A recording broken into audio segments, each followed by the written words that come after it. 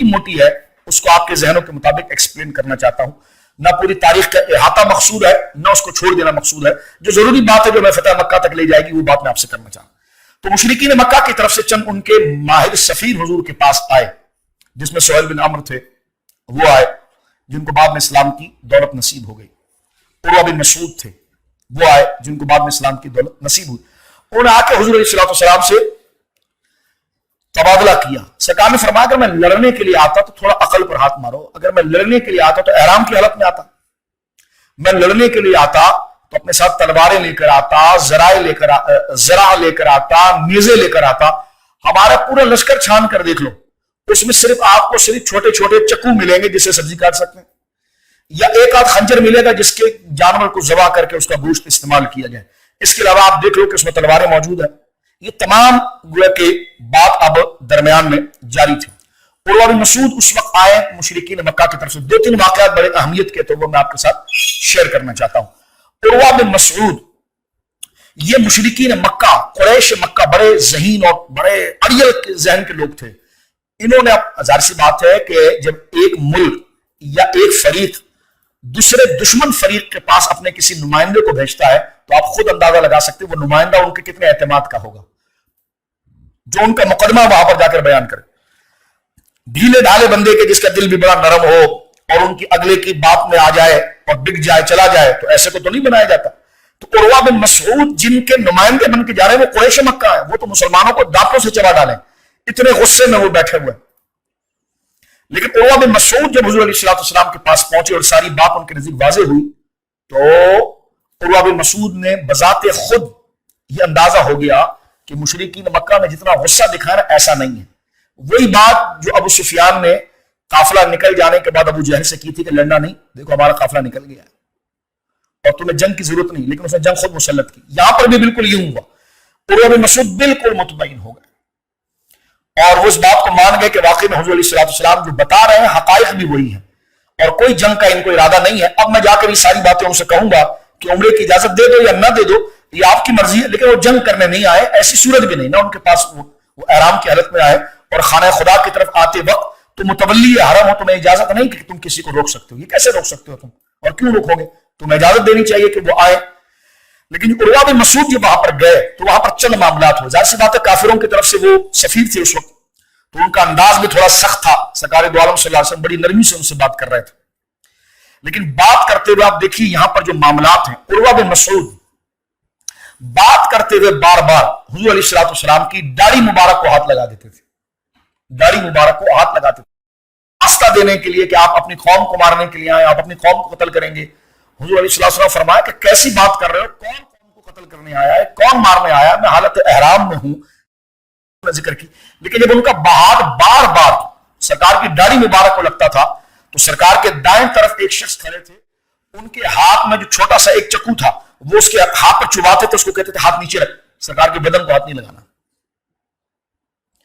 دوسری دفعہ اس نے بات کرتے ہوئے جس طرح کہ ایک مکالمے کا طریقہ ہوتا, مکالمے کے طریقے میں اس کا ہاتھ پھر اٹھاؤ, سرکار کی داڑھی مبارک تک گیا تو پھر انہوں نے چھری چبائی اور کہا ہاتھ نیچے کر. اور تیسری دفعہ کہا اگر تو نے ہاتھ اٹھا کر سرکار کی داڑھی مبارک کو لگانا میں تیرا ہاتھ کاٹ دوں گا.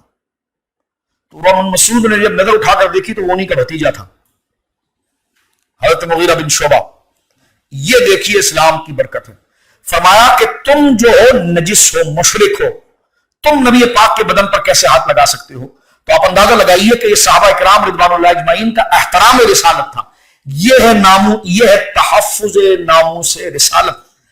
رسول مکرم صلی اللہ تعالی علیہ وسلم کی عزت و شان اور آپ کے مرتبے کا لحاظ اور پھر اس کے تحفظ کے لیے سر دھر کی بازی لگا دینا.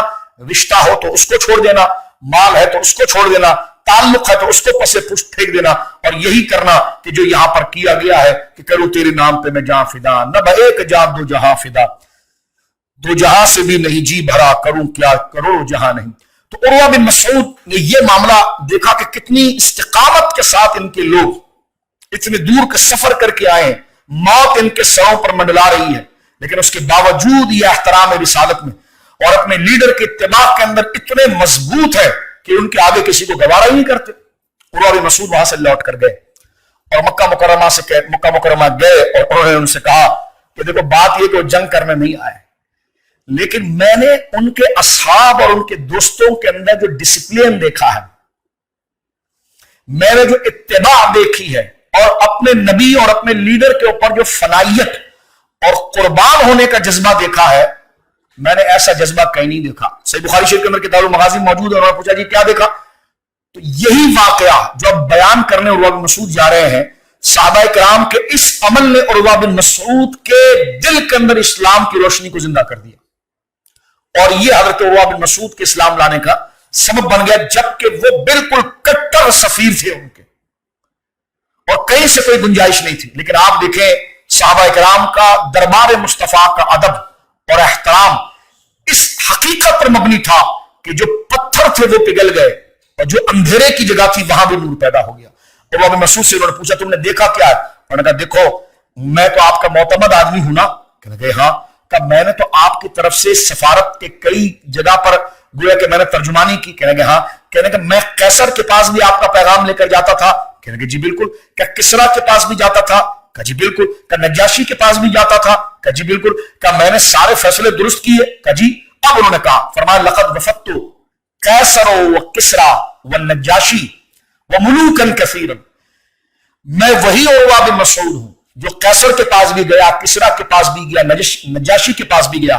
ما رأیت اصحابہ یعظمہ ما یعظم اصحاب محمد محمدا صلی اللہ علیہ وسلم، لیکن میں نے کسی کے ماتحت متبعین فالوور کو اپنے لیڈر یا اپنے سربراہ یا بادشاہ کا کی ایسی تعظیم کرتے ہوئے نہیں دیکھا ما یعظم اصحاب محمد محمدا صلی اللہ علیہ وسلم، جس طرح محمد عربی صلی اللہ علیہ وسلم کے اصحاب حضور کی تعظیم اور تعظیم کرتے ہیں۔ کہتے ہیں میں حیران ہو گیا، میں بڑی بڑی سیولائزیشن، بڑے بڑے ترقی ملک اور بڑے بڑے سپر پاوروں کے پاس گیا، لیکن میں نے ایسا ڈسپلن اور نظام اور اپنے لیڈر اور اپنے قائد پر فنا ہو جانے کا ایسا جذبہ میں نے نہیں دیکھا، جبکہ ان کے پاس تو آزادی تھی، اسلحہ تھا، سب کچھ تھا۔ انہوں نے کہا جی دیکھا کیا تم نے؟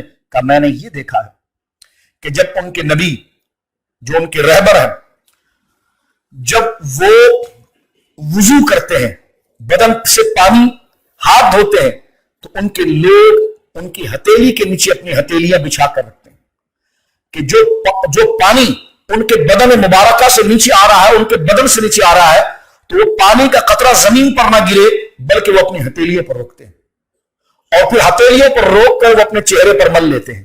اور کتاب الوضو کے اندر جو موجود ہے، جو پیچھے کھڑا تھا اس کو تو ملا نہیں پانی، تو وہ اگلے آگے والے پر یوں ہاتھ پہ اشارہ کرتا ہے، تو وہ مڑ کر دیکھتا جی، تو نے کہا وہ ہاتھ میری طرف کر دو جس سے تم نے مسا کیا تھا حضور کے پانی سے، تو وہ اپنا خالی ہاتھ پیچھے کرتا ہے، تو وہ اس کے ہاتھ پر ہاتھ مل کر اپنے چہرے پر مل لیتے ہیں۔ کہا یہ تو وضو کا معاملہ ہے نا۔ کہا وہ ان کے نبی اگر زمین پر تھوکنا چاہتے ہیں تو کہا وہ تھوک کو زمین پر نہیں گرنے دیتے، اپنی ہتھیلیوں پر رکھتے ہیں اور اس کو مسل کر اپنے بدنوں پر پھیرتے ہیں، اور کہتے ہیں کہ اگر وہ کسی کام کا حکم دیں تو ان کے کام کو بجا لانے کے لیے ہر بندہ اس طرح اس کی تکمیل کے لیے مستعد ہو جاتا ہے، اور ہر بندہ اس کام کو پورا کرنے کی ذمہ داری اپنے اوپر اس درجے تک لے لیتا ہے کہ اس طرح ایک دوسرے کو قتل کر دیں گے۔ یعنی اتنے وہ اس کام کو نبھانے کے لیے گویا کہ اس پر مستعد ہو جاتے ہیں۔ اور جب ان کے نبی محترم یعنی جو ان کے بقول ان کے کہ جب ان کے رہنما گفتگو کرتے ہیں تو پھر ان کے سامنے جو ان کے لوگ بیٹھے ہوئے ہیں ان کے اندر ادب یہ ہے کہ وہ اپنی گردنیں اس طرح جھکا کر بیٹھتے ہیں، اور اس طرح جھکا کر بیٹھتے ہیں کہ یوں لگتا ہے کہ جسے کاندھے تو ان کے ہیں، دیگر حدیثوں کے حوالوں کو ملا کر میں روایت پڑھ رہا ہوں کہ کاندھے تو ہیں لیکن اس کے اوپر گردنیں نہیں ہیں، یعنی ایسا ڈسپلن ان کے اندر موجود ہے، اور ایسی قوم کو کوئی زیر کر دے یہ ممکن نہیں۔ اور صحابہ کرام رضوان اللہ اجمعین حدیبیہ میں نمازیں بھی پڑھ رہے تھے، ذکر بھی کر رہے تھے۔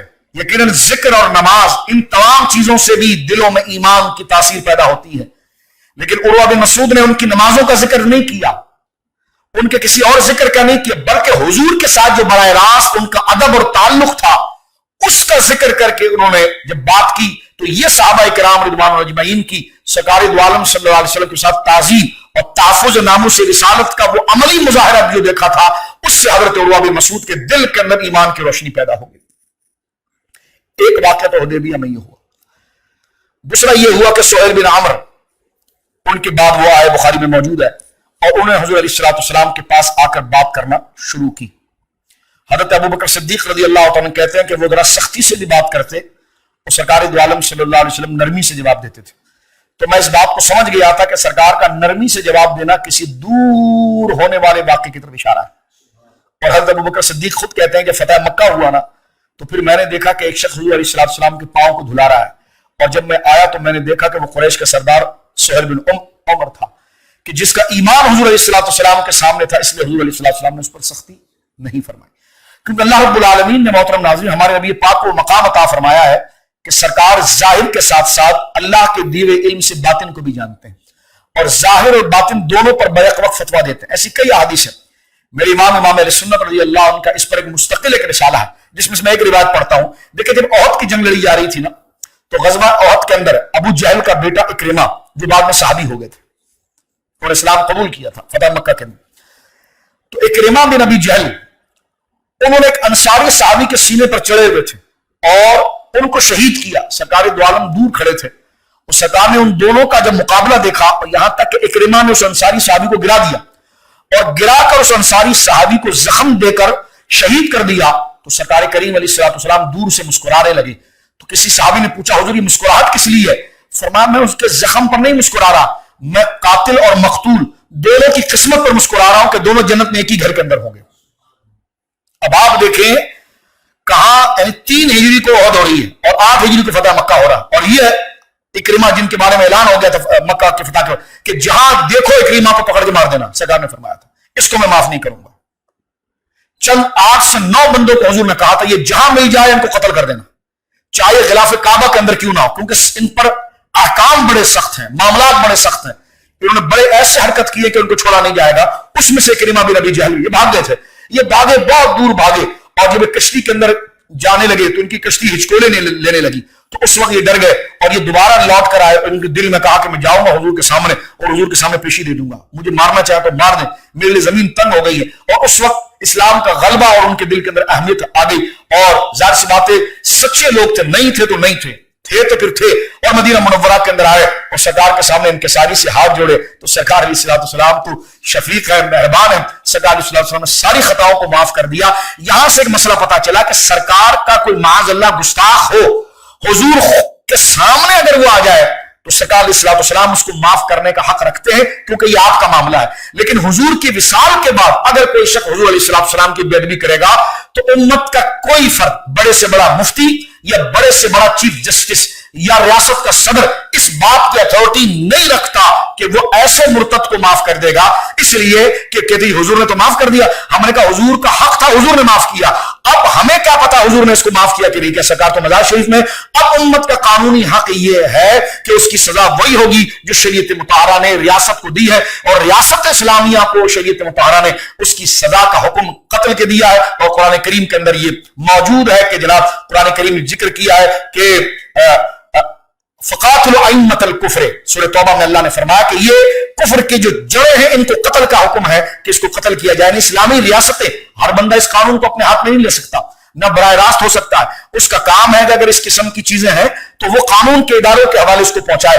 और कानून के इदारों को ये नहीं कि अपनी नेशनलिटी के लिए और बुढ़ापे के अंदर पांव में कबर टांगे लटकी हुई है और उसमें अपने बच्चों को खुश करने के लिए एक मुल्क की नेशनलिटी के लिए सारा सवाल और जवाब सुनने के बाद, आगे से रिमार्क सुनने के बाद 2 कोर्ट उसको सजाए मौत दे चुकी हो, और तीसरी अदालत के अंदर जनाब जो है कि वो दलाइल सुनने के बाद फैसला भी क्या सुभान अल्लाह लिखा गया, 50 सफ़े का फैसला लिखा गया, 48 सफ़े में यह बात लिखी गई है कि हुजूर के गुस्ताख को कत्ल किया जाएगा, ये बेदबी, और 2 फैसले के अंदर ठीक उसके उल्टा फैसला देकर गोया कि उसको आजाद कर दिया गया। लेकिन अल्लाह रब्बुल आलमीन की एक अदालत है, जितना भी जी लो, जितने ठंडे, अब तो तुम वहां भी मर रहे होंगे साकिब निसार, तू तो वहां भी मर रहा होगा, इसलिए कि कोरोना वायरस तो उस मुल्क को छोड़ ही नहीं रहा। लिहाजा इस बात को याद रखें, हम इस बात को कहते छोड़ना पकड़ना ये हमारे बस में नहीं, हम तो बेबस लोग हैं, हम कानून में हाथ में नहीं लेते, लेकिन हम अपनी एक फ्रीडम ऑफ स्पीच के तहत आजादी राय को जरूर बयान करेंगे और आजादी राय को कहेंगे कि फैसला आपने दे दिया, लेकिन मुसलमानों का दिल इस फैसले को कबूल नहीं करता। फैसले को कबूल करना ये हमारे बस में नहीं है, हम नहीं करते इसको कबूल। आपने दिया, आपकी मर्जी है, हम ना किसी को मार सकते हैं, ना किसी को दावत दे सकते हैं, ना किसी को कत्ल कर सकते हैं। ये रियासत हमारी है, मुल्क हमारा है। ये तो ऐसी आजमाइश है मुसलमानों के ऊपर, हम ये नहीं कर सकते, ना हम इसकी इजाजत फतवे दे सकते। लेकिन हमारे लिए ये नहीं हो सकता कि हम गर्दन झुकाए। साकिब निसार का मसला होता रहे, दिल से कबूल करना, हम अल्लाह रसूल को मानते हैं, साकिब निसार जैसे लोगों को नहीं मानते कि जो फैसला अगर गलत दे तो हम क्यों माने। आज भुट्टो को कत्ल कर दिया गया तो उनके लोग कहते हैं हम फैसला नहीं मानते, तो जो भुट्टो को फांसी दी गई, पीपल्स पार्टी कहती रही कि जनाब हम उनके फैसले नहीं मानते, तो उनको तौहीन अदालत का नहीं कहा गया। तो आज हम कहते हैं वो तो भुट्टो की फांसी का मसला था, ये रसूलुल्लाह की इज्जत का मसला था। और वो एफआईआर के अंदर एसएसपी की मुद्दईयत के अंदर कटी हुई एफआईआर उस औरत के बारे में जो गंदी गालियां नबी करीम अलैहिस्सलाम को दी गई, उसके बावजूद उस पर कान नहीं धरा गया है। लिहाजा बहसियत मुसलमान होने के हम ये दुआ तो जरूर करते हैं कि या अल्लाह हमारे लिए दुनिया को वसी कर दे, लेकिन दुनिया में हमें मुब्तला ना कर। हम वही दुआ करेंगे जो हज़रत अबू बकर सिद्दीक ने की है कि या अल्लाह हमें दुनिया दे, कुशादगी के साथ दे, लेकिन हमें इसमें मुब्तला ना कर। दुनिया हमारे जाहिर में रखना, दिल में सिर्फ अपना पैगाम रखना और अपने रसूल का पैगाम रखना। हमारी शिकायत और हमारा दुख ही है कि आपने केस सुना नहीं। हमारा सवाल यह है कि जो वकील मुसलमानों की तरफ से था उसकी गवाही नहीं ली गई, उसके केस को नहीं सुना गया, चट मंगनी पड़ गया, जिस तरह के उनका फ्लाइट खड़ी थी कि ये टट्टू पकड़ो पैसे और जवाब दो और यहां से निकल जाओ। तो ये आपने किया, ये आप करते रहिए, दिल से हम इसको नहीं कबूल कर सकते और इसके फैसले इंशाअल्लाह अल्लाह उसके रसूल की बारगाह में होंगे। हम तो यही तलकीन करेंगे जो हो गया अल्लाह की बारगाह में छोड़ दीजिए। अपने हाथ में कानून लेने की इजाजत, कानून हाथ में लेने की इजाजत नहीं है, लेकिन सदाए हक इस एतबार से कि कुरान ने भी कहा है कि ला युहिब्बुल्लाहुल जहरा, कि अल्लाह रब्बुल आलमीन जल्ला वाला को किसी की पुकार और किसी का रोना धोना पसंद नहीं है, इल्ला मन ज़ुलिम, लेकिन अल्लाह उसकी पुकार की इजाजत देता है जिस पर जुल्म हुआ है। जो जुल्म जिस पर हुआ हो वो चीखे वावला करे, अल्लाह रब्बुल आलमीन उससे नाराज नहीं होता। अल्लाह कहता है ये जो लोग शोर करते हैं, शिकायतें करते हैं, अल्लाह फरमाता ला युहिब्बुल्लाहुल जहरा, अल्लाह को पसंद नहीं है ऐसी पुकार और चीखो पुकार, जो बुरी चीखो पुकार हो, इल्ला मन ज़ुलिम, लेकिन जिस बंदे पर जुल्म हुआ हो तो अल्लाह उसको इजाजत देता है कि वो चीखो पुकार कर सकता है। लिहाजा हमारे दिलों पर यह जुल्म हुआ है, ये फैसला गलत था और जो इस्लामी कानून के मुताबिक होना था वो नहीं हुआ, तो इल्ला मन ज़ुलिम के तहत हम लाइव प्रोग्राम में इस बात का एहतजाज कर रहे हैं। और ये फ्रीडम ऑफ स्पीच है। निहत्ते लोग हैं, कमजोर लोग हैं, ना हम दहशतगर्द हैं, ना कातिल हैं, ना कातिलों को सपोर्ट करने वाले हैं, ना किसी को कत्ल करने का फतवा देने वाले हैं, लेकिन जिनके पास ये इख्तियार है, अगर वो इख्तियार नहीं करेंगे तो फिर हमने कलमा किसी शख्स का या किसी जमीन का नहीं पढ़ा, हमने कलमा अल्लाह उसके रसूल का पढ़ा है। लिहाजा अब आइए इस बात की तरफ जहां से बात चली थी। बात यह चली थी कि अब आप देखें, मैं अर्ज कर रहा था कि सरकार दो आलम सल्लल्लाहु अलैहि वसल्लम अपनी मौजूदगी में अगर किसी को माफ करना चाहे, जैसे इकरिमा बिन अबी जहल को हुजूर ने माफ कर दिया, और जिसको ना माफ करना चाहिए हुजूर ने माफ कर दिया। तो मैंने कहा हुजूर ने जिसको नहीं माफ करा उसको क्या करोगे? जो गिलाफ काबा के अंदर जाकर छुपा, हुजूर ने फरमाया वही मारो उसको। खाना खुदा के अंदर गिलाफ काबा के अंदर में लिपटा हुआ था, उसको हुक्म दिया गया। तो कहने का मकसद यह है कि हुजूर उस वक्त रियासत के सरबराह भी है, अमीर भी है, और हुजूर का वो हक भी है और आप अल्लाह के रसूल भी हैं। लिहाजा ये काम सजाएं देना, कत्ल करना, फांसी पर चढ़ाना, ये सारा रियासत का काम है। ये तमाम कानूनी इदारे का काम है कि अदल और तवाजुन के साथ वो चीजें लीजिए। इनफरादी तौर पर किसी को शरीयत मुताहरा इस बात की इजाजत नहीं देती और ना हम इस इजाजत की तरफ जाएंगे। हाँ, ये अलग बात है कि जब बलवे की सूरत इख्तियार कर जाए तो एक और सूरत हाल इसकी होती है। जाहिर सी बात है कि जब एक मुल्क का गद्दार, उसको फांसी दे दी जाती है, इसलिए कि मुल्क इज्जत वाली है। मुल्क का गद्दार, अदालतों का गद्दार, रियासत का गद्दार, मुकद्दस इदारों का गद्दार, वो मुफसिद और फसादी कहलाता है और उसका हुक्म होता है कि उसको कत्ल कर दिया जाए, क्योंकि उस फसादी को मारकर एक फसाद का दरवाजा बंद करना है। तो मेरे रसूल की इज्जत अदालतों से भी बहुत बड़ी है, रियासतों से भी बहुत बड़ी है, वज़ीर आज़म की इज्जत से भी बहुत बड़ी है, कायनात के हर फर्द से बहुत बड़ी है। लिहाजा उसका अगर कोई बेअदब होगा तो उसको भी रियासत ने वही सजा देनी है, ताकि दूसरे के लिए इबरत हो जाए कि वो आइंदा ये फसाद का दरवाजा न खोले। मैंने इससे पहले भी आपके सामने बात की थी कि यूरोपीय यूनियन ने जो ये कानून पास किया था, मुसलमानों ने उसका खैर मकदम किया। मैं यहां पर बैठ कर खैर मकदम करता, क्योंकि हम बराह रास्त तो हम ये कहते हैं कि आलमी दहशतगर्दी खत्म करनी है तो सहूनी जंग के पीछे नहीं जाना होगा, मजहब की असबियत को नहीं भड़काना होगा। किसी को इजाजत नहीं कि वो हजरत मूसा की तौहीन करे, किसी को इजाजत नहीं वो हजरत ईसा की तौहीन करे, किसी को इजाजत नहीं कि हजरत इब्राहिम, ये तो अंबिया है। किसी को इजाजत नहीं कि किसी मां को गाली दे, کسی کے باپ کو گالی دے, کسی کی شریعت کو گالی دے, کسی کے صوبوں کو گالی دے, کیونکہ یہ ایسی چیز ہے کہ اگلا بندہ پیش میں آئے گا اور پھر وہ کام کرے گا. تو لہذا یورپ یونین نے اگر یہ قانون بنایا کہ وہ معزز لوگ, وہ محترم لوگ جن سے حلقہ وابستہ ہے, ان کی توہین کرنا قانونی جرم ہے, تو ہم یہی سمجھانا چاہ رہے ہیں کہ اگر دنیا کا امن چاہتے ہو تو اقوام متحدہ کا ایک بڈھا ہر جگہ پھرتا رہے, وہ پھرنے کی اس کو ضرورت نہیں ہے. اس چیز کو قانونی شکل لایا جائے کہ جو معظم ہیں, جو معاشرے میں احترام رکھتے ہیں, اور بالخصوص جو دین کے اعتبار سے اور جو دینی حساب کے اعتبار سے وہ لوگوں کے لیے دل و جان سے اوپر کا درجہ رکھتے ہیں, ان کے توہین کو قانونی جرم قرار دے کر واقعتاً اگر کوئی خدا نہ کرے اس میں آ جائے تو اس کو سزائے دی جائے. یہ واحد حل ہے, ورنہ یہ دنیا کا نظام کبھی امن کی طرف نہیں آ سکتا. یہ ایک نظام گویا کہ ایک, اب میں اس پر ایک آخری بات عرض کرنا چاہتا ہوں. میں کچھ دن پہلے ایک مکالمہ دیکھ رہا تھا, کسی نے بڑا اچھا تبصرہ کیا.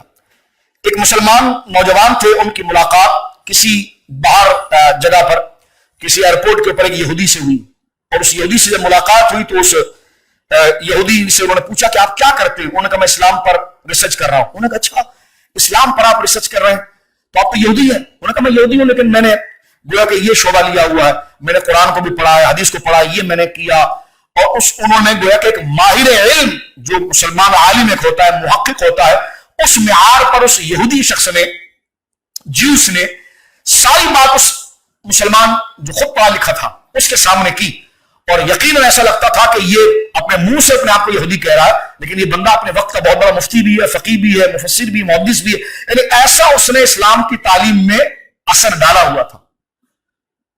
تو انہوں نے کہا جی اسلام کو آپ نے کیا سمجھا؟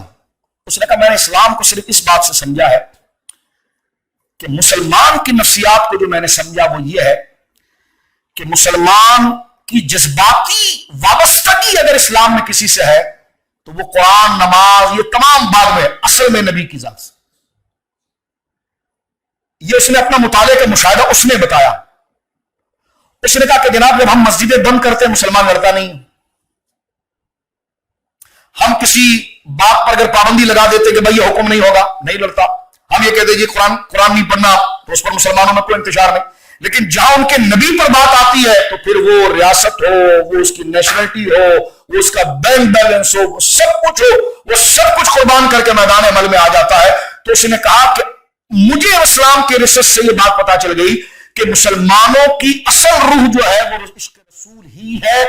کسی اور چیز کو اگر کوئی چھیڑ دے تو مسلمان تو ہوتا ہے لیکن ٹھنڈا ہو کر بیٹھ جاتا ہے. لیکن جب اس کے نبی کی بات آتی ہے تو پھر وہ قرآن, نماز سب سے بڑا درجہ نبی کی ذات کو دیتا ہے. لہذا اگر مسلمان کو کنٹرول کرنا چاہتے ہو تو اس کی نبی کی عظمت اور جو قدر ہے وہ اس کے دل کے اندر اتارو. وہ بندہ کہنے لگا یہ آج کی بات ہے, اور مجھے اقبال کا وہ شعر یاد آ گیا جو اقبال نے اپنے دور میں فرنگیوں کے لیے کہا تھا کہ یہ فاقہ کش کی موت سے ڈرتا نہیں ذرا, روح محمد اس کے بدن سے نکال دو. یہ تو آزادی ہے, تحریک آزادی میں بھی یہ بات گوروں نے کی تھی کہ مسلمان کو اگر پسپا کرنا چاہتے ہو تو نہ یہ روٹی روکنے, نہ اس کو بھوکا رکھ کر مارا جا سکتا ہے, نہ اس کو تلوار سے بھی مار کر ختم کیا جا سکتا ہے. اس کو اگر مارنا ہے تو عشق مصطفیٰ کی جو روح ہے وہ اس کے اندر سے نکال دو. لہذا میری بہنیں اور میرے بھائی جو سن رہے ہیں, خدا کے واسطے اپنے آپ کو سرکار کی محبت کے لیے پریپیئر رکھیں اور اس میں سنجیدہ رکھیں, اور اس نظریے پر آ جائیں کہ انہیں جانا,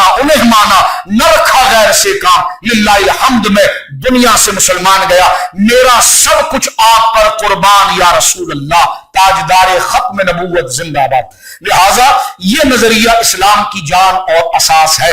اسی کو اقبال نے کہا تھا کہ جناب اگر مسلمانوں کو کنٹرول کرنا چاہتے ہو تو لہذا ان کے دل سے حضور کی عقیدت نکالو. فتح مکہ کیوں رکھا گیا ہے, بدر کیوں رکھا گیا ہے, یوم عائشہ کیوں رکھا گیا, یوم ختیجہ کیوں رکھا گیا ہے؟ شان مصطفیٰ کے لیے صلی اللہ علیہ وعلی آلہ وصحبہ وبارک وسلم.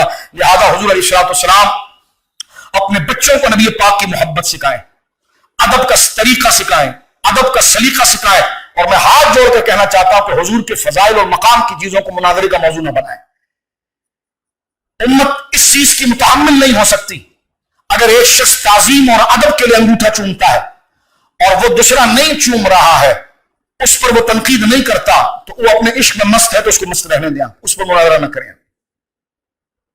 ہاں اگر وہ دوسرے کو تنقید کرے کہ تو بے ادب ہے, تو نے نہیں چوما, تو اس پر اس کی مذمت کی جائے گی کہ تو کس طرح یہ چیز دوسرے پر مسلط کر سکتا ہے. لیکن اگر وہ اپنی مرضی سے, جبکہ دلائل بھی موجود ہے, وہ آپ کسی کو چڑھانے کے لیے تو نہیں چوم رہا. اگر اس نے جناب میلاد النبی صلی اللہ علیہ وسلم کرنے کے لیے چراغا کر لیا اپنے گھر کے اندر, تو اگر وہ آپ نے نہیں کیا چراغا, تو وہ آپ کو اگر وہ گستاخ کہے کہ تم نے چراغا نہیں کیا, تو اس پر تو اس سے باس پرس ہوگی اور سرزنش ہوگی کہ تمہیں کس نے اجازت دی ہے کہ اگر اس بندے نے اپنے گھر میں چراغا نہیں کیا تو گستاخ ہو گیا. لیکن اس کو بھی چاہیے کہ جس نے چراغا کر دیا اس کے پیچھے لٹ لے کر نہ دوڑے, کیونکہ اس وقت جس نہج پر ہم کھڑے ہوئے ہیں, ہم ہر اس فارمولے کو عمل میں لائیں گے جس سے ہماری یوتھ کے اندر حضور کا احترام اور رسپیکٹ بڑھے. تو میں سارے مسلمانوں کو ہاتھ جوڑ کر کہوں گا کہ اس مسئلے پر بہت توازن کے ساتھ رہنے کی ضرورت ہے. سرکار علیہ السلام کے علم مبارک, کیونکہ ظاہر سی بات ہے, مسئلہ علم غیب ہو, مسئلہ حاضر ناظر ہو, مسئلہ میلاد النبی ہو, اس میں مشترکات ہیں. جو اس کو بدعات کہہ رہا ہے وہ کلیتاً بدعت نہیں کہتا. جب سامنے بیٹھتے تو 100 میں سے 99 چیزیں وہ بھی مان جاتا ہے.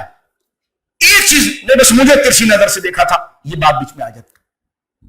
تو لہٰذا ہم اس مسئلے کو جو کر رہا ہے نہ وہ تنقید کا باعث بنائے, اور جو نہیں کر رہا نہ کرے جناب, لیکن وہ ایسی فضا نہ کھڑی کرے کہ جس سے سرکار علیہ السلام کے مقام و مرتبے اور احترام کے اندر گویا کہ فرق آ جائے. میں باقاعدہ طور پر ایک دفعہ میں آپ سامنے کروں, میں دبئی ایئرپورٹ سے میں ٹرانزٹ کے اندر بیٹھا ہوا تھا, تو میرے ساتھ ایک اہل علم شخص بیٹھے ہوئے تھے.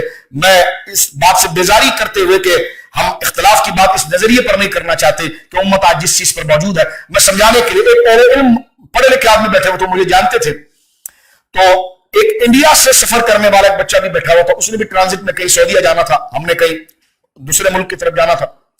میں نے تو وہ بندہ کافی افسردہ تھا, تو میں وہ بھی اس کو دیکھ رہے تھے, جو میرے ساتھ بیٹھے تھے میں بھی دیکھ رہا تھا. تھوڑی دیر کے بعد اس بچے نے کیا کیا, اپنے والٹ سے ایک کاغذ نکالا, تھوڑی دیر تک اس کو دیکھتا رہا, چوما اس نے اس کاغذ کو, اور اس نے اپنے والٹ میں رکھ کر گویا کہ جیب میں ڈال دیا. تو میں نے اسے لگے قریب بلایا, تو وہ صاحب جو میرے ساتھ اہل علم میں بیٹھے تھے وہ بھی سن رہے تھے. تو میں نے کہا آپ کہاں سے؟ انہوں نے کہا میں ہندوستان سے ہوں. تو میں نے کہا آپ پر کیفیت کیسی ہے؟ کہ لگا یار میں اپنے بات دراصل مولانا یہ ہے کہ میں اپنی ماں کا اکلوتا بچہ ہوں, اور میری ماں بوڑھی ہے, اور گھر میں کھانے کے لیے ظاہر سی بات ہے ہمارے وہاں آمدنی نہیں ہے, تو میں کام کے لیے گویا کہ سعودیہ یا فلاں جگہ 2 سال کے لیے جا رہا ہوں, اور مجھے اپنی ماں بہت یاد آ رہی ہے, اور میں شادی شدہ بھی نہیں ہوں. ظاہر سی بات ہے کچھ کماؤں گا تو بھیجوں گا تاکہ بہنیں جو ہے ان کی شادیوں کا بھی انتظام ہوگا, اور ماں کے لیے گویا کہ راحت میں کر سکوں. جو ہر ایک بچے کی جو محنت مزدوری کرتا ہے اپنی فیملی کے لیے, جو اس کے جذبات ہوتے ہیں, وہ جذبات اس نے بیان کیے. میں نے کہا یہ والٹ سے آپ نے کچھ نکالا اور ایک پیپر کو اور کاغذ کو آپ نے چوما, یہ کہا تھا.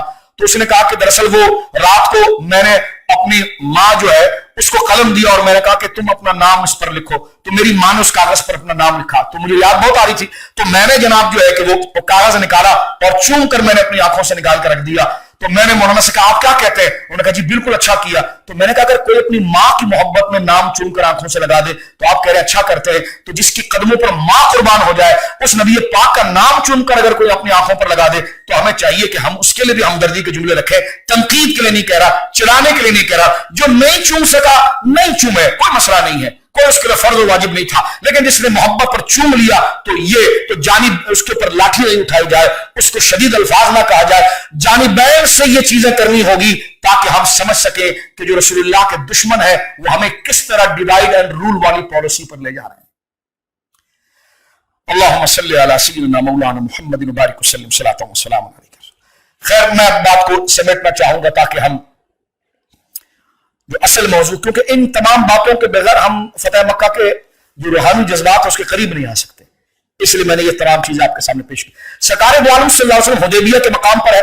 مختصر یہ کہ جس طرح عروہ بن مسعود میری بہنوں میرے بھائیوں حضور سے مطمئن ہو گئے اور وہ چلے گئے, تو جو بھی ان کا سفیر آتا تھا وہ مطمئن ہوتا تھا کہ حضور لڑنے نہیں آئے, لیکن جاتا تھا تو مکہ والے مطمئن نہیں ہوتے تھے. تو یہ عجیب مخمصہ تھا, یہاں تک کہ رات کے وقت وہ اپنے 10-15 لونڈوں کو بھیجتے اور وہ حضور کے خیمے پر پتھر مارنا شروع کرتے. اب بات سمجھ میں نہیں آ رہی کہ ہم واپس چلے جائیں یا یہ جو اپنے بڑے مضبوط لوگوں کو, سمجھدار لوگوں کو ہمارے ساتھ سفارتی معاملہ طے کر رہے ہیں, یہ آتے ہیں مطمئن ہو کر چلے جاتے ہیں اور کہتے ہیں ٹھیک ہے ہم آپ کو جواب دیں گے, چلے جاتے ہیں. ہم ایسے چلے جائیں تب بھی ٹھیک نہیں ہے. بیٹھے رہے تو یہ روزانہ رات کو یہ حرکت کرتے ہیں، کبھی پتھر مارتے ہیں، کبھی جناب کسی کو دھمکی لگا دیتے ہیں. اور سرکار علیہ السلام نے سختی سے کہا تھا پتھر کھا لینا سر تمہارا پھٹ جائے لیکن تم نے اٹھا کر پتھر کسی کو نہیں مارنا. اس سرکار نے حدیبیہ پہ صحابہ کو، کون صحابی؟ فاروق اعظم جیسے صحابی، ان کو حضور نے کنٹرول کیا تھا کہ عمر نگاہیں نیچے رکھنا، کوئی سختی کا مظاہرہ نہیں کرنا. کہ حضور وہ ہمیں بات فرمایا جو کہہ رہے ہیں کہنے دو ان کو، وہ تمہارے سر پر لاٹھی بھی مارے تو تم نے برداشت کرنی ہے، آگے سے تم نے جواب گویا کہ نہیں دینا ہے. اب ذرا غور کیجیے آپ اس بات کی طرف. سرکار دو عالم صلی اللہ علیہ وسلم اس طرف سے اب مسئلہ بڑا گمگیر ہو گیا تو حضور نے حضرت عثمان غنی کو بلایا اور حضرت عثمان غنی سے یہ کہا سرکار علیہ السلام نے کہ عثمان تم جاؤ مکہ، اور مکہ جا کر جو تمہاری، کیونکہ تم بنو امیہ سے ہو اور خاندانی وجاہت بھی تمہارے پاس ہے اور تم قریشی بھی ہو، کئی مکہ کے لوگ تمہارے احسان تلے دبے ہوئے ہیں، تم خاندانی رئیس بھی ہو، تو تم جب جاؤ گے نا تو ان کی آنکھیں شرمائیں گی اور تم ان کے ساتھ ٹیبل ٹاک گراؤنڈ پہ کرو کہ کیا چاہتے ہو تمہارے اتنے سفیر آ گئے ہیں، مطمئن ہو کر جاتے ہیں، پھر تم رات کو یہ حرکت کرتے ہو. تو حضرت عثمان غنی کو حضور علیہ السلام نے بھیجا. اللہم صلی علی ٹیشو دینا، اللہم صلی علی سیدنا مولانا محمد وبارک وسلم صلاۃ وسلام. اب آپ اس کنیکشن کو تھوڑا جوڑیے گا. حضرت عثمان غنی رضی اللہ تعالیٰ عنہ کو حضور علیہ السلام نے مکہ بھیج دیا.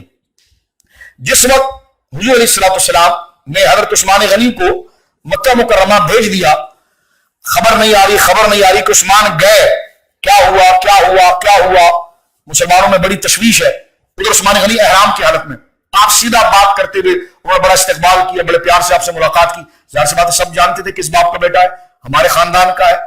اور یہ عثمان غنی یہ تھوڑی کہ کوئی افریقہ سے آئے ہوئے ہیں، یہ تو اسی علاقے کے ہیں اور اس علاقے کے ایسے ہیں کہ جناب ان کے خاندان کی وجاہت کے اعتبار سے ہر بندہ ان کا معترف ہے. بنو امیہ کے بڑے اونچی شاخ سے آپ کا تعلق ہے، مالدار خاندان سے آپ کا تعلق ہے، آپ کی شرافت و حیا، آپ کا اخلاق بھی ایک ایسا ہے کہ آپ نے اپنی زندگی میں کسی کو ضرر نہیں دیا. اب دیکھیں یہ ساری چیزیں اکول یہاں پر چل رہی ہیں.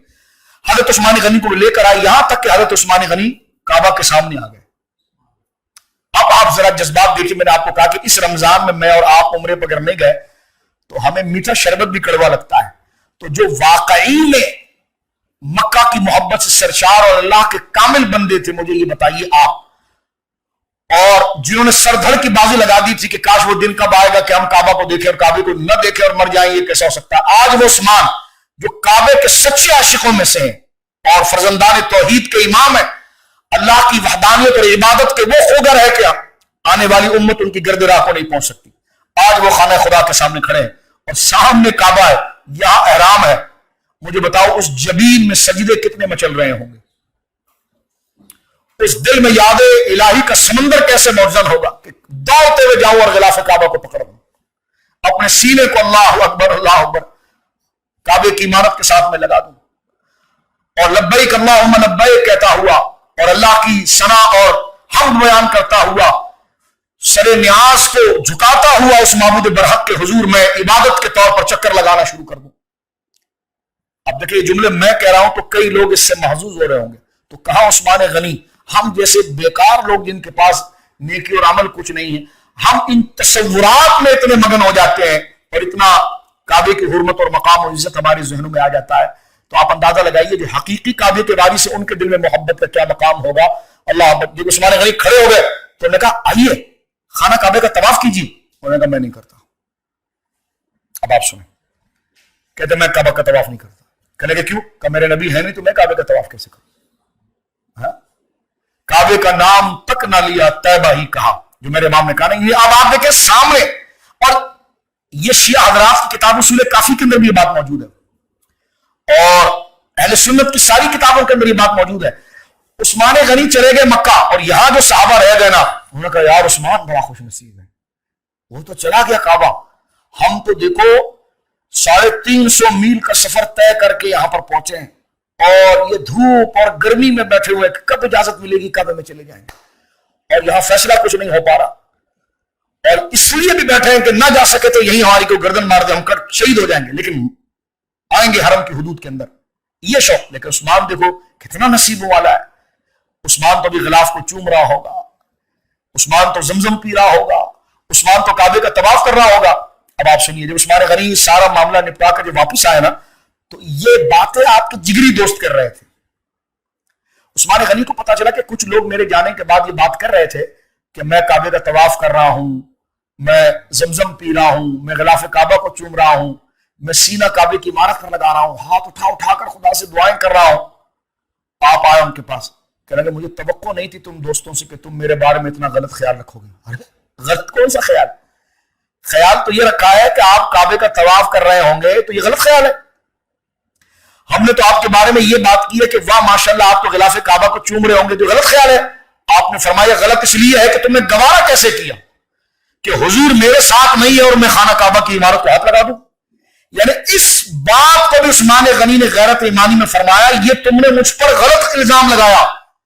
تو کون سی ایسی غلط بات کی ہے؟ بات تو ٹھیک کر رہے تھے، فضائل کی کر رہے تھے، لیکن حضرت عثمان غنی حضور کے بغیر کعبہ شریف کے پاس جانے کو یہ اس کو اپنے اوپر تہمت سمجھتے ہیں. اس سے آپ اندازہ لگائیے کہ حضرت عثمان غنی کا ایمان اور ایقان کتنا بلند ہے، اور صحابہ کرام نبی پاک کو کیسا رتبہ دیتے تھے. اور یہودی اسی بات کو سمجھ گیا کہ مسلمان کعبہ اور سب کچھ ہو، لیکن جب بات ان کے نبی کی آ جاتی ہے تو پھر یہ کہتے ہیں کہ کروں تیرے نام پہ میں جاں فدا، نہ بے کہ جاں دو جہاں فدا، دو جہاں سے بھی نہیں جی بھرا، کروں کیا کروڑوں جہاں نہیں. یہ حضرت عثمان غنی کی زندگی. عثمان غنی جب وہاں پر پہنچ گئے تو سیدنا عثمان غنی رضی اللہ تعالیٰ کے حوالے سے بات مشہور ہو گئی کہ جناب ان کو قتل کر دیا گیا. مختصر جلدی سے میں اس بات کو کہ جناب شہید کر دیا گیا. سرکار دو عالم صلی اللہ علیہ وسلم نے اسی وقت ایک کیکر کے درخت کے نیچے، جسے بیت رضوان کہا جاتا ہے، اللہ کو رضوان، اللہ ان سے راضی ہو گیا ہے اس بیعت کی وجہ سے. بیعت کہتے ہیں عہد کو، ایگریمنٹ کو. یہ عہد حضور علیہ الصلوۃ والسلام کے ہاتھ پر لیا جا رہا ہے. سرکار نے فرمایا بیعت کرو میرے ہاتھ پر کہ اگر مشرکین مکہ نے مکہ کے اندر اگر عثمان غنی کو شہید کر دیا اور رسول اللہ کے سفیر کو شہید کر دیا تو کون کون ہے جو عثمان کے خون کے بدلے کے لیے میرے ہاتھ پر بیعت کرے گا. 1400 صحابہ نے حضور کے ہاتھ پر بیعت کی، اور وہ بیعت ہو رہی ہے اس کیکر کے درخت کے نیچے. اور قرآن سورہ فتح میں کر رہا ہے کہ ان الذین یبایعونک، بے شک وہ لوگ جو بیعت کر رہے تھے رسول کے ہاتھ پر، تحت الشجرۃ، اس درخت کے نیچے جو بیعت کر رہے تھے، اللہ رب العالمین ان سے راضی ہوا اور اللہ نے ان کی مغفرت فرمائی. بیعت رضوان کے صحابہ قطعی جنتی ہے. اس کے بارے میں شیعہ علماء کو اگر آپ دیکھیں گے تو تبریسی کو آپ دیکھیں گے، منہج الصادقین کو اگر آپ دیکھیں، تقریباً ان کے بھی علماء کو دیکھیں گے آپ تو تمام اس نقطہ نظر پر ہے کہ اصحاب بدر جن کو اللہ نے یہ کہہ دیا کہ کچھ بھی کرو اللہ نے تمہیں بخش دیا، اور اصحاب بیعت رضوان جن سے راضی ہونے کی ضمانت قرآن نے دی ہے. تو میں یہ کہنا چاہتا ہوں بیعت رضوان میں حضرت ابوبکر بھی ہے، حضرت عمر بھی ہے، حضرت عثمان بھی ہے، حضرت علی بھی ہے. تو پھر ان کے بعد تانا بننے کا کوئی سوال میرے دوستوں پیدا نہیں ہوتا. کہتے یہ تاریخ یہ کہہ رہی ہے. میں نے کہا تاریخ کہہ رہی ہے یہ ہوا اور قرآن کہتا ہے ہم راضی ہو گئے. تو بتاؤ کون سی تاریخ ان کی زندگی پر مستند ہے؟ یہ آدھی عقل رکھنے والے کی تاریخ یا عالم الغیب و شہادہ جو حال کو بھی دیکھتا ہے اور فیوچر کو بھی دیکھتا ہے، جو ان کے خاتمے کو بھی جانتا تھا. اور سند یہاں پر دیکھیے، رضیہ، اللہ راضی ہو گیا ان سے. تو جس سے خدا راضی ہو گیا تو اس کے مقابلے کی بات کیا؟ کیونکہ خدا جب ان کی رضا کی بات کر رہا ہے تو صرف اس وقت کے لیے نہیں کر رہا بلکہ ابتدا اور انجام دونوں کو مخاطب کر کے کر رہا ہے. حضرت انس کہتے تھے ہائے ہائے عثمان تم بڑے شان والے. حضرت عثمان ایک دن کہا کہ تو کیسے کہتا ہے کہ میری شان کے بارے میں؟ کہنے کا دیکھو ہم نے جو ہے نا، ہم نے تو حضور کے ہاتھ پر بیعت کی، ہمیں یہ شرف ملا کہ ہم نے حضور کے ہاتھ پہ ہاتھ رکھ کر بیعت کی، تو ہمارے لیے شرف ہے کہ ہمارا ہاتھ حضور کے ہاتھ میں آیا. لیکن تو بڑا عجیب عثمان. کہنے کا کیا؟ کہ تیرے ہاتھ کو رسول نے اپنا ہاتھ کہا تھا. اور اس وقت حضرت انس کہتے ہیں کہ ہم سب میں عثمان اعلیٰ ہے. دیکھو من کن تو مولا بھی بڑی شان ہے، لیکن عثمان کا ہاتھ رسول کا ہاتھ بنا یہ بھی تو بڑی شان ہے. اس کو بھی تو یاد رکھنا چاہیے. اس کو کیسے بلایا جا سکتا؟ اگر غدیر خم میں من کن تو مولا کا ترانہ لگا کر میرے آقا حضرت علی شیر خدا رضی اللہ عنہ کی شان بیان کرے، جس پر ہر مسلمان سر تسلیم خم کر کے آپ کو مولا کائنات کہتا ہے، تو جس کو مولا کہے اور جس کے ہاتھ میں ہاتھ لے کر جس کو مولا کہے اس کی یہ شان ہے. اور یقین مولا علی کی اور بھی شانیں ہیں جس سے کوئی مسلمان نفر نہیں کرتا. لیکن حضرت عثمان غنی کے لیے حضور نے فرمایا کہ سب نے بیعت کر لی ہے اور میرا عثمان تو مکے میں ہے. تو سرکار نے اپنے دونوں ہاتھ اٹھائے، فرمایا یہ ہاتھ میرا ہے، یہ عثمان کا ہے، اور میں اپنے عثمان کی طرف سے خود بیعت کرتا ہوں.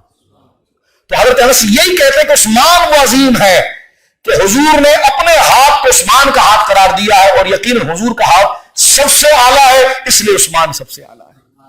تو یہ بیعت وہاں پر ہوئی، اور بیعت کے بعد مختصر میں مزید یہاں پر کرتا ہوں، ظاہر سی بات ہے سرکار کو یہ علم تھا کہ میرا عثمان سلامت ہے، ورنہ اگر عثمان سلامت نہیں تو پھر بیعت کیسی ہوتی ہے؟ بیعت تو لی زندوں کے لیے جاتی ہے۔ تو لہٰذا اب وہاں پر ایک ایگریمنٹ طے ہو گیا، اور اس میں 10 شقیں آ گئی۔ جلدی سے ہم یہ کہہ کر گزر جائیں، اور 10 شقوں میں 2 چیزیں بڑی اہم تھی کہ اس سال آپ عمرہ نہیں کریں گے، آپ یہاں سے چلے جائیں، کیونکہ ہم نے آ کر آپ کو آنے دے دیا تو یہ مکہ کے گرد کی بستی والے ہمیں تھو تھو کریں گے، لو تمہیں بدر میں تمہارا کام تمام کیا اور تم وہ آ گئے اور احرام کی حالت میں آ گئے اور تم نے دروازے کھول دیے، کہا ہماری یہ بڑی بدنامی ہوگی، تو آپ ہماری بات مانیں، آپ یہ ایگریمنٹ ہمارے ساتھ کر لیں۔ حضور نے کہا ہے بیٹھے، بالکل کریں، سو بسم اللہ بیٹھیے، بیٹھ گئے۔ ایک شق سے 2 شق کی بات، ایک شق یہ ہے کہ اس سال آپ عمرہ نہیں کریں گے، حضور نے کہا ٹھیک ہے۔ کہ دوسری شق یہ ہے کہ آئندہ سال، اس کے بعد سال آپ آئیں عمرے کی قضا کریں، 3 دن کے لیے ہم مکہ کا سراؤنڈنگ خالی کر دیں گے، آپ آئیں، آپ کے صاحب آئیں، 3 دن رہیں، 3 دن تک آپ کو اجازت، 3 دن کے بعد آپ سب واپس چلے جائیں گے۔ حضور نے کہا ٹھیک ہے۔ کہا پھر ایک بات اس میں اور ہے کہ اس میں یہ بھی طے پایا کہ اگر کوئی قبیلہ رسول کریم صلی اللہ علیہ وسلم کی حمایت کر دیتا ہے تو ہم اس کو روکیں گے نہیں، چاہے وہ مکہ میں رہتا ہو، اور اگر کوئی کفر پہ باقی رہتا ہے تو مسلمان اس پر سختی نہیں کریں گے۔ سرکار نے کہا ایگریمنٹ اوکے ٹھیک ہے۔ ایک ہی ہے کہ اگر مدینے سے کوئی بندہ مکے میں آ گیا ان 3 دنوں کے علاوہ اور 10 سال کے اندر، تو ہم اس کو پکڑ کے قیدی بنا لیں گے اور واپس نہیں کریں گے، لیکن ہمارا کوئی بندہ اگر آپ کے پاس چلا گیا نا تو آپ کو واپس کرنا ہوگا۔ سرکار نے ٹھیک ہے۔ حضرت عمر نے چیخ ماری، حضور یہ کیسے ہو سکتا ہے کہ جب ہمارا کوئی بندہ ادھر چلا جائے تو یہ واپس نہیں کریں گے، ان کا کوئی آ جائے واپس کریں گے؟ سرکار نے فرمایا عمر خاموش ہو جاؤ۔ یہ شق جب مرتب ہوئی، دستخط کر دیے گئے، سرکار نے وہیں پر احرام کھولا، قربانی وہیں پر کر دی، اور وہاں سے حضور لوٹ گئے، اور دوسرے سال کہ اب تک تو ہم یہ کہتے تھے کہ یہ ہمارے ملک سے گئے ہوئے لوگ ہیں، بھاگے ہوئے لوگ ہیں، ریاست کا کوئی وجود نہیں ہے، لوگوں کے ساتھ وہ سفارتی معاملہ کر کے مسلمانوں کے خلاف ابھارتے تھے۔ آج باقاعدہ حضور کو مدینہ منورہ کے اسٹیٹ کا ایک سربراہ قبول کرتے ہوئے ایک اصول اور ایک گویا کہ پورا اس میں مذاکرات کے ساتھ ایک عہد مرتب کیا، اور سرکار دو عالم صلی اللہ علیہ وسلم سے جو ایگریمنٹ ہوا، اس ایگریمنٹ کے اندر مکہ کے باسیوں نے مسلمانوں کے وجود کو مدینہ منورہ میں قبول کیا، مدینہ منورہ کی اسٹیٹ کو قبول کر لیا، اور حضور کو بحیثیت مدینہ منورہ کے ریاست کے امیر کے قبول کر لیا۔ اور یہ وہ بڑا کام تھا کہ جس کے بعد یوں سمجھ لیجئے کہ ان کی غبارے سے ہوا نکل گئی۔ اب تک جو مسلمانوں کو معاذ اللہ یہ کہتے تھے کہ ان کو ہمارے حوالے کر دو، یہ ہمارے ہیں، ہمارے علاقے سے بھاگے ہوئے ہیں، تو لہذا انہوں نے مدینے کو تسلیم کر لیا۔ تسلیم کرنے کے بعد اب مسلمان ان کے سامنے سیاسی طور پر برابری میں آ گئے۔ سرکار کریم علیہ الصلوۃ والسلام وہاں سے لوٹ گئے۔ لوٹنے کے بعد حضور علیہ الصلوۃ والسلام نے دوسرے سال دوبارہ آ کر سرکار کریم علیہ الصلوۃ والسلام نے عمرے کی قضا فرمائی، اور قضا عمرہ کر کے سرکار علیہ الصلوۃ والسلام دوبارہ لوٹے۔ اب آپ دیکھیں اسی دوران وہاں، اب میں بالکل بات کو سمیٹتا ہوں، فتح مکہ کی تفصیل تک میں آپ کو لے آیا۔ فتح مکہ کی وجہ بننے جا رہی ہے اب کیا، ادھر خیبر فتح ہوا 8 ہجری میں، 7 ہجری 8 ہجری کے درمیان خیبر فتح ہوا۔ مسلمانوں کی طاقت پتہ چل گئی کہ جناب اس وقت یہود کو باقاعدہ طور پر کمزور کر دیا گیا۔ ادھر غزوہ موقع ہو گئی 8 ہجری کو، فتح مکہ سے پہلے، اور اس میں 3 مضبوط جرنیل شہید ہو گئے مسلمانوں کے، حضرت جعفر طیار، حضرت زید بن حارثہ، حضرت عبداللہ بن رواحہ۔ اور وہ اتنی گھمسان قسم کی رومیوں کے ساتھ جنگ تھی کہ خالد بن ولید رضی اللہ تعالیٰ نے بڑی حکمت کے ساتھ 8 دن لگا کر مسلمانوں کو ان کے منہ سے نکال کر لائے۔ کافر یہ سمجھے کہ او ہو اب مسلمانوں میں وہ دم خم نہیں رہا، کیونکہ ان کے 3 جرنیل شہید ہو گئے، اب یہ ماتم کریں گے اور یہ رکے رہیں گے، اب یہ مڑ کر نہیں دیکھیں گے۔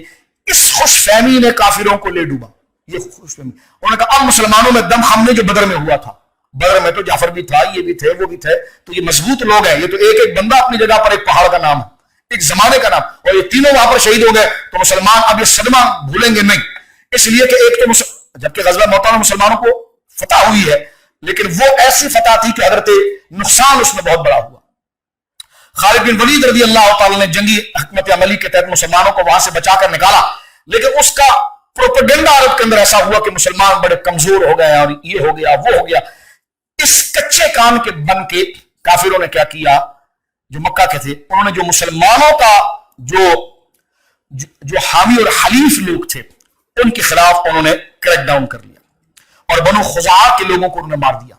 बनु खुजा के लोगों को मारा और बनु खुजा के बचे हुए लोग वहां से भागे और भाग कर वो मदीना मुनव्वरा पहुंचे। और हदीस पाक के अंदर आता है कि उनके आने से 3 दिन पहले ही सरकार सैयदा मैमूना के घर मौजूद थे, तबरानी शहीद के अंदर मौजूद है। ऐन रात के वक्त हुजूर उठे, सरकार इस्लाम उठे और उठकर हुजूर वजू खाने की तरफ गए।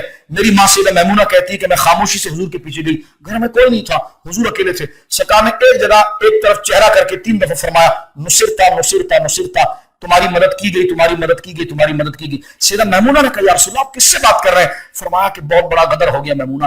रात के वक्त जो है वहां पर रज़ी अल्लाह अन्हा, रात के वक्त मुशरिकीन ने मक्का ने अपने अहद को तोड़ दिया है और अहद को तोड़ 18 से ज्यादा बनु खुज़ा के लोगों को गोया कि शहीद कर दिया है। और बनु खुज़ा के लोगों को शहीद करने की वजह से हाल ये हुआ है कि वो लोग वहां से जान बचाते हुए भाग रहे और उनका एक राजिज दूर जंगल से मुझे एक कसीदे से पढ़ कर बात कर रहा था कि इन्नी नाशुदु मुहम्मदा हिल्फ अबीही व अबीहिल अतलदा, तो मैं उसको जवाब दे रहा हूं। ठीक 3 दिन के बाद ये लोग पहुंचे तो इनका रोना ऐसा था, इनका गम ऐसा था कि सारे सहाबा रोने लगे और उन्हें कह रहे थे, हुजूर आपने अहद किया था और हमने अपना ईमान खोल के जाहिर कर दिया। और हमारा ईमान खोल के जाहिर होना था, उन्होंने चुन चुन के हमारे लोगों को हरम खुदा के अंदर मारा।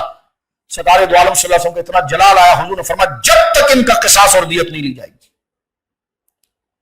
हम मुशरिकीन मक्का की तरफ यलगार करेंगे और ऐसी यलगार करेंगे जैसी बदर में भी नहीं हुई। सरकार का यह ऐलान था कि जनाब तमाम सहाबा में यह बात फैल गई। लेकिन हुजूर ने फिर भी, देखिए सरकार फिर भी जंग नहीं चाहते थे। सरकार ने फौरन एक सफीर को भेजा, फरमा मुशरिकीन मक्का से कहो कि अब भी वो 3 ऑप्शन उनके पास है। एक ये कि जितने लोग मार दिए गए उनकी दियत दें, क्योंकि आप कातिल को नहीं पेश कर सकते तो आप दियत लाएं। जितने लोग मारे गए उनका दियत खून बहा दें उनके खानदान को, बिल्कुल जायज बात थी, खून बहा दें। अच्छा, दूसरा ये कि अगर आप ये नहीं देख सकते तो बनु नफासा जो है, जिस कबीले के लोगों ने मारा है, उनसे तुम कता ताल्लुक करो, क्योंकि वो हमारा आपका एग्रीमेंट हुआ था और उन्होंने दरमियान में आकर गोया कि इस मुआहदे को तोड़ने की बात की है। और बनु नफासा ने उन लोगों को मारा है कि जिनका हमने अहद और अमन लिया था, तो उनसे अलग करो। तीसरा ये है तुम्हारे पास कि तुम अलग ऐलान कर दो कि जो सुलह हुदैबिया का सुलहनामा था उसको तुम खत्म करते हो। अब जब वो गए, तीनों बातें बिल्कुल माकूल थी। भाई जो मार दिए गए उनकी बीवी बच्चों को दियत तो दे, खून बहा तो दे, ये तो अरब का भी रिवाज था, शरीयत मुताहरा में तो है ही। उन्होंने कहा जी हम दियत इसलिए नहीं दे सकते कि हम दियत देंगे तो हम खुद कंगले हो जाएंगे, इसलिए कि जनाब इतनी दियत बनेगी और इतनी दियत बनेगी कि हम सारा माल निकालेंगे तो हम खुद कंगले हो जाएंगे। एक बात। दूसरी बात है कि बनु नफासा से हम जो है वो अपने ताल्लुकात जो है ना वो उनसे हम खत्म नहीं कर सकते, क्योंकि नफासा के जो लोग हैं वो काबे के बड़े चाहने वाले हैं और हमारे बुतों की मोहब्बत के बड़े रसिया हैं, हम उनसे मोहब्बत नहीं खत्म कर सकते। हाँ, तीसरी बात रहा सुलह नामा खत्म करना, तो हम हाथ उठाकर कह देते हैं कि हमने खुद इस अहद को तोड़ दिया। सरकार ने फरमाया बस ये मैं तुम्हारी मुंह से सुनना चाहता था। मैंने 3 ऑप्शन तुम्हारे सामने रखे, हमने नहीं तोड़ा अहद तुमने तोड़ा। पहले उसके साथ तुमने मुखालिफत की, जब हमने उसका पूरा अमल हल्ला सामने रखा कि जनाब इसकी दियत दे दी जाए, तुम दियत से पीछे हट गए। जब तुम्हें कहा गया कि जनाब जो इसके मुजरिम थे उनसे कता ताल्लुक करो और उनसे मिलना जुलना नहीं, ताकि तुम कितने सिंसियर हो उस एग्रीमेंट के अंदर, इस अहद वादे के अंदर, तुम इससे भी बागी हो गए और तुमने कहा कि जनाब हम जो है कि वो ये हम अहद तोड़ते हैं। तो सरकार समझे ठीक है तो फिर तैयारी पकड़ो। अब जब तैयारी पकड़ ली गई तो जनाब 10,000 का लश्कर हुजूर सल्लल्लाहु अलैहि वसल्लम ने तैयार किया और 10,000 का लश्कर कहा 313 बदर के अंदर थे, तो उनका हाल क्या हुआ? तो यहां 10,000 का लश्कर रसूल करीम सल्लल्लाहु तआला अलैहि व आलिहि व सहबिहि मुबारक वसल्लम की मायत के अंदर गोया कि तैयार हुआ। उधर जनाब अबू सुफियान को खबर पहुंच गई कि ओ हो अगर हुजूर मदीने में आ गए तो फिर तो मक्के में आ गए तो फिर तो बहुत खतरनाक मामला होगा।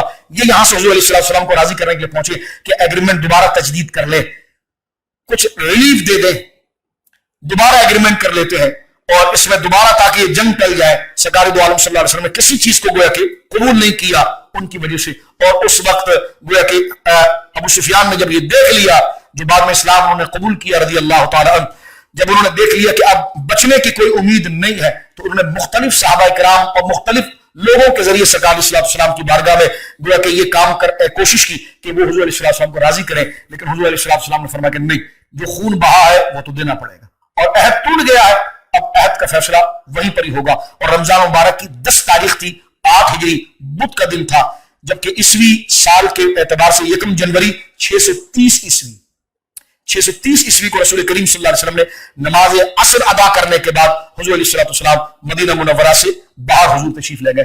اور جب یہ قافلہ اللہ اکبر چل رہا تھا اور جا رہا تھا تو اس کی گنگرج کا عالم یہ تھا کہ حضرت اب لشکر کا ایک نقشہ آپ دیکھیں، کیونکہ آپ دیکھتے ہیں کہ لشکر جو ہوتا ہے اس کا ایک فرنٹ پر جو چلنے والے جو لوگ ہوتے ہیں جو سب سے پہلے آگے دشمن سے مقابلہ کرتے ہیں وہ مقدمۃ الجیش ہے، وہ مقدمۃ الجیش.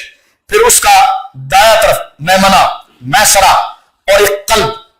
تو جو مقدمۃ الجیش جو سامنے جو کمان سنبھال رہے تھے صحابہ کرام کی، اس فوج کو 3 سے 5 حصوں میں تقسیم کیا گیا تھا. وہ حضرت ابو عبیدہ بن جراح کی کمانڈری میں گویا کہ فاتح شام اور عراق حضرت ابو عبیدہ بن جراح جیسی عظیم ہستی عشرہ مبشرہ میں سے ہے اور قریشی ہے. اور کیا ان کی جاہ و جلال، اور کیا اللہ نے ان کو سپاہگری عطا فرمائی تھی، اور کیا اللہ نے ان کو طاقت اور مقام عطا فرمایا تھا. سرکار نے ان کو مقدمۃ الجیش کی کمانڈ دی تھی. مقدمۃ الجیش گویا کہ فتح مکہ میں ان کے پاس تھا. اور اسی طرح حضرت خالد بن ولید سعید بن سیف اللہ یہ میمنہ تھے، دائیں طرف تھے.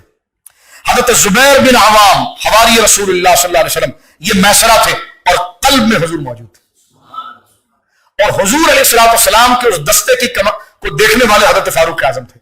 فاروق اعظم وہ تھے جو ان کی آواز اللہ اکبر تاریخ میں آتا ہے کہ جب ابو سفیان جو ہے کہ وہ پہاڑی کے اس طرف رکے ہوئے تھے اور سامنے پہاڑی سے جب وہ لشکر اتر رہا تھا تو اس پہاڑی میں گونج آ رہی تھی حضرت عمر کی آواز کی کہ آہستہ چلو، راستہ بناؤ، آہستہ چلو، راستہ بناؤ.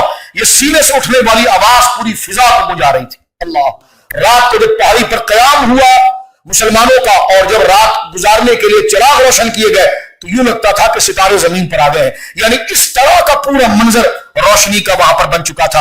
حضرت نبی کریم علیہ السلام کا یہ قافلہ جب روانہ ہوا تو سرکار علیہ السلام روزے کی حالت میں تھے، راست اور گرمی بڑی شدید تھی. سرکار علیہ السلام اپنے چہرے پر ٹھنڈا پانی یعنی پانی جو ہے وہ لگاتے تھے.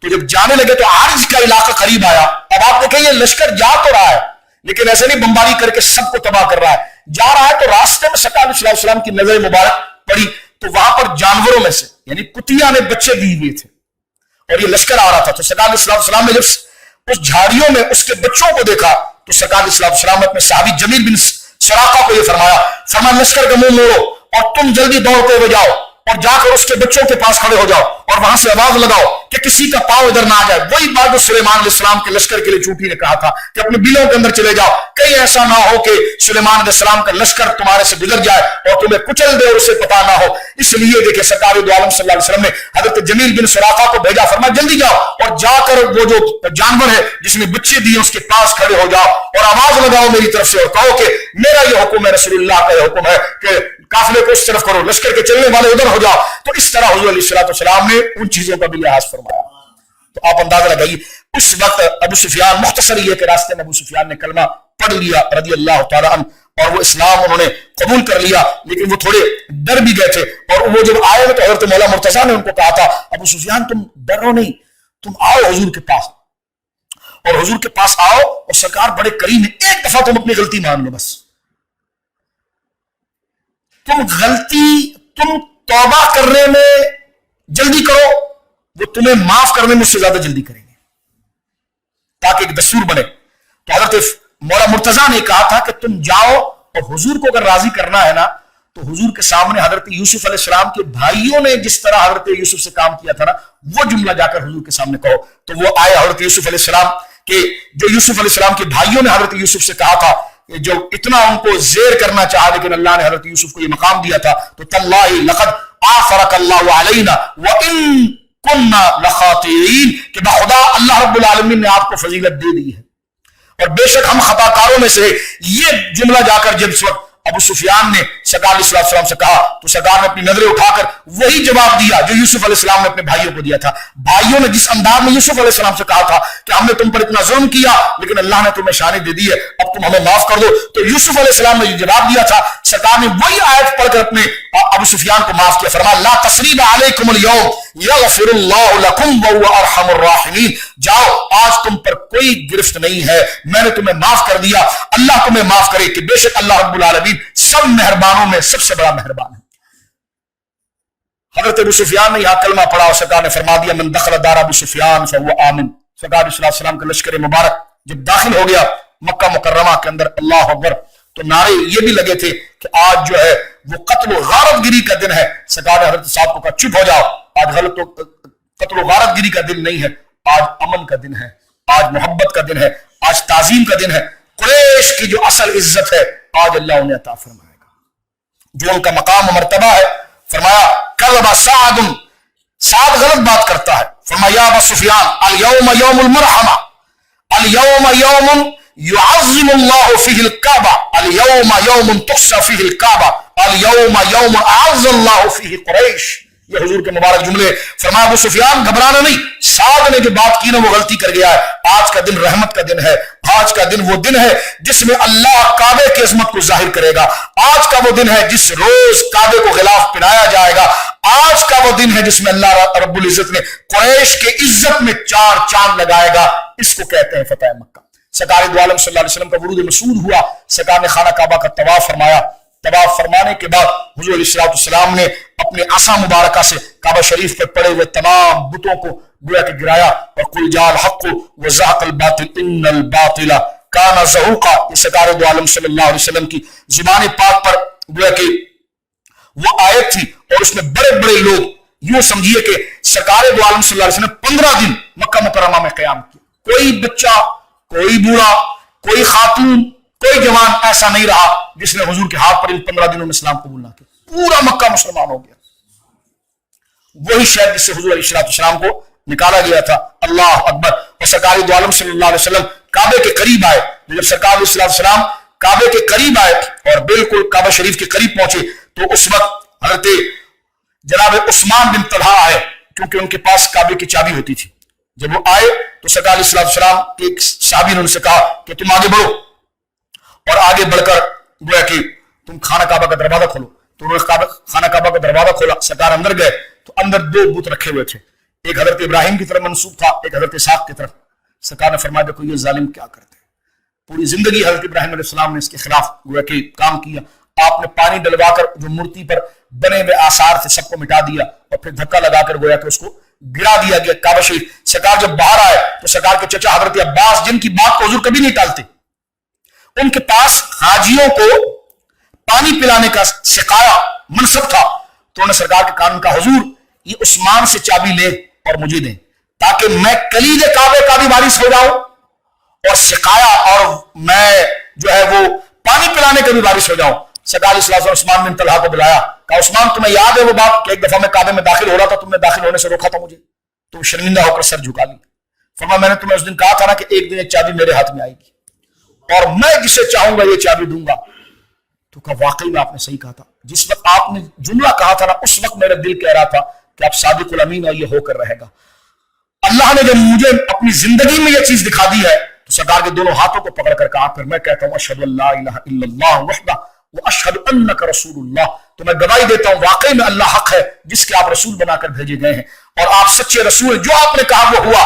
इधर से चचा जान ने कहा कि हुजूर इनसे चाबी लेकर आप मुझे दे दीजिए, इंसाफ देखें सरकार का, और सिकाया भी मेरे पास रहे और चाबी भी मेरे पास रहे। सरकार ने फरमाया ना ना ना ना चचा जान ये नहीं हो सकता। कहा या रसूलल्लाह इजमा लना हिजाबता व सिकाया, ए अल्लाह के रसूल काबे की जायरीन को पानी पिलाने की जिम्मेदारी वो शख्स भी मुझे मिल जाए और काबा की जो है वो चाबी भी मुझे मिल जाए। सरकार दो आलम सल्लल्लाहु अलैहि वसल्लम ने फरमाया या उस्मान, सरकार अलैहिस्सलाम ने वो चाबी उन्हीं उस्मान गनी के हाथ में दी, फरमाया हज़रत उस्मान बिन तलहा के हाथ में दी। फरमाया खुज़ूहा खालिदतन तालिदतन ला यनज़उहा मिनकुम इल्ला ज़ालिम। फरमाया उस्मान, फरमाया नहीं चचा जान ये नहीं हो सकता, इसका हक उस्मान का ही है। फरमाया उस्मान ये तुम ले लो और अपने पास रख दो, ये चाबी तुम्हारी है, कयामत तक तुम्हारे खानदान में रहेगी और इसको कोई नहीं लेगा मगर एक जालिम लेगा। तो ये सरकार अलैहिस्सलाम ने लोगों की इज्जतों को बढ़ाया। उस्मान धारे मार मार कर रो रो कर बेहोश हो रहे थे उस वक्त जिस वक्त सरकार ने उनके हाथ में चाबी दी, क्योंकि काबे की चाबी बड़े इज्जत का मकाम था। तो मेरे आका वो हैं जिन्होंने लोगों की इज्जतों को तहफ्फुज दिया, उनकी इज्जतों में 4 चांद लगाया। उस्मान बिन तलहा रोते रोते निढाल हो गए कि क्या करम नवाजी है आपकी, कलमा पढ़ लेना तो मेरी आखिरत की निजात थी, लेकिन चाबी दोबारा मेरे हाथ में रखकर आपने मेरी इज्जत को 4 चांद लगा दिया। लोगों के नजरों में यह था कि अब उस्मान बिन तलहा धुतकार दिया जाएगा। ये मेरे आका का फतह मक्का था कि सरकार अलैहिस्सलाम ने किसी को कदमों तले रोंदा नहीं था, बल्कि जो गिर रहे थे सरकार ने हमेशा के लिए उनको रोशन कर दिया था। बात को यहां हम खत्म करते हैं। कई मौजज़ात का ज़ुहूर हुआ, बड़े बड़े लोगों ने यहां पर इस्लाम कबूल किया। कुछ लोग गोया कि काबे से दूर खड़े होकर ये सारा नजारा और मामला वो देख रहे थे और कह रहे थे कि यार ये देखो बिलाल जो है वो काबे की छत पर चढ़ गया है, ये काला हबशी चढ़ गया गोया कि काबे की छत पर। अच्छा हुआ मेरा बाप मर गया, वरना आज वो ये मंजर देखता तो उसके दिल पर क्या गुजरती। ये बात कहनी थी कि वो दूर बात कर रहे थे। सरदार चलकर उनके पास आए, उसैद बिन हुदैर थे, दिगर और लोग थे। सरकार ने फरमाया तुमने क्या बात की? कहा क्या बात की? सरकार ने फरमाया ये बात तुमने की। कहने लगे आपको कैसे पता चला? फरमाया मेरे अल्लाह ने मुझे बताया। खड़े होकर उन्होंने इस्लाम कबूल किया। बल्कि अबू तालिब उस वक्त जो है कि वो जनाब अबू सुफियान के ये कलिमात बड़े मशहूर है, और उन्होंने कहा कि मैंने उसी वक्त उन लोगों से ये कहा कि तुम ये बात कर तो रहे हो कि ये बात तुम कर रहे हो कि हुजूर अलैहिस्सलाम ने बिलाल को छत पर चढ़ाया। कहते ला अक़ूलु शैअन लौ तकल्लमतु ला अख़बरत अन्नी हाज़िल हसा, मैं इनसे कहता था चुप हो जाओ, उनके पीठ पीछे बातें ना करो। उन्होंने कहा वो तो दूर है। तो कहा दूर है तो क्या हुआ, ये कंकर जो है ना ये इनको बता देंगे कि ये क्या कह रहे थे। ये शान सरकार अलैहिस्सलाम की थी। सरकार दो आलम सल्लल्लाहु अलैहि वसल्लम ने 15 दिन का अरसा वहां पर गुजारा और गोया कि और उसमें तकरीबन मक्का के लोगों ने इस्लाम कबूल किया।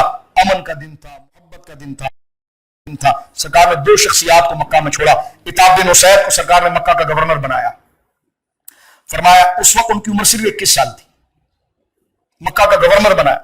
फरमाया कि तुम सारे मक्का के निजाम को देखोगे।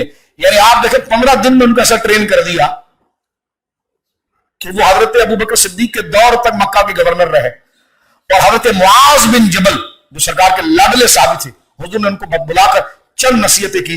तो मक्का के मुफ्ती आजम और काजी वक्त हजरत मुआज बिन जबल थे। मुआज बिन जबल का काम था लोगों को कुरान पढ़ाना, शरई मसाइल बताना। सरकार अलैहिस्सलाम की इल्म की विरासत अल्लाह रब्बुल आलमीन हजरत सरकार ने मुआज बिन जबल को दी है और रियासत की जिम्मेदारी उसैद बिन हुदैर को दी है। और इस तरह सरकार अलैहिस्सलाम मक्का मुकर्रमा से रवाना हुए। बल्कि यहीं पर हुजूर थे तो ताइफ वालों ने हुजूर को चैलेंज कर दिया कि आपने तो मक्का के अंदर यह हाल किया है, अब आप हमारे से मुकाबला करें। तो सरकार ने साहबा से बात की कि अब क्या करना चाहिए। साहबा ने कहा कि हुजूर इनको देखा तो इनको भी देख लेते हैं। तो लिहाजा सरकार मक्का से मदीना जाने के बजाय हुनैन की तरफ आए हैं। और हुनैन में सबसे अड़ियल और अरब के सबसे बड़े जंगजू कबीले बनु सकीफ और बनु हवाजिन के साथ मुसलमानों का मार्का हुनैन के मकाम पर हुआ। कई साहबा इकराम ने जामे शहादत नोश किया। बाद में वो सारे ताइफ के लोग मुसलमान हुए। तो फतह मक्का एक इनकलाबी मरहला है। अल्लाह के इनाम सब्र के बाद जब अल्लाह नवाजता है तो कैसा नवाजता है। एक बंदा मुझसे कहने लगा यार यूसुफ अलैहिस्सलाम को देखो ना, वाह वाह वाह, यूसुफ अलैहिस्सलाम मिस्र के बादशाह बन गए। ये शान अजमत यूसुफ अलैहिस्सलाम को मिली कि उनके भाई उनके पांव चूम रहे, माँ बाप ने उनको सजदा किया, सारी रियासत उनके पास आ गई, सारा गल्ला माल सब उनके पास आ गया। तो किसी दाने ने कहा कि यूसुफ बनने के लिए पहले कुएं में गिरना भी पड़ा, माँ बाप से दूर होना पड़ा, सदमे बर्दाश्त करने पड़े। आज फतेह मक्का उस नबी मुकर्रम के पास हो रहा है कि जिनको ताइफ की गलियों में पत्थर मारा गया। अल्लाह अकबर।